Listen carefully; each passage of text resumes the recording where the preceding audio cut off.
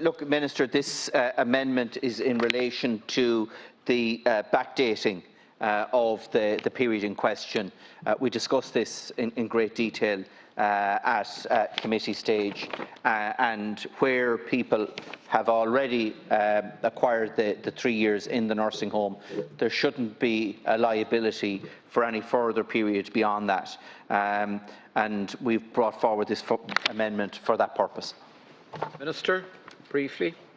Gorv Mahagut, we discussed this at length at committee stage, as you said, and as I have explained, we're not in a position to retrospectively deal with the financial costs. As you know, and I said previously, the nursing home support scheme costs the Exchequer 1.4 billion a year, and 350 million comes in through charges. In order to be brief, for those reasons and for reasons that I outlined at committee stage, I will not be accepting the amendment. Minister, very briefly, I hear what you're saying, and yes, this is a substantial cost, but the number of families that we're talking about here are very small. The cost potentially to the Exchequer here is very small, but for those individual families there may be substantial arrears accumulated that will be charged against those farm holdings.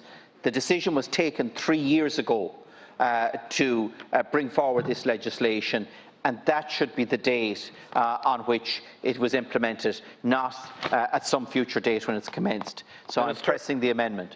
Minister. Deputy, I understand, and you have been very passionate about this, but this matter was examined in detail. The challenges and the risks are high, and in my view and that of the Department, retrospective application of these particular conditions is not possible.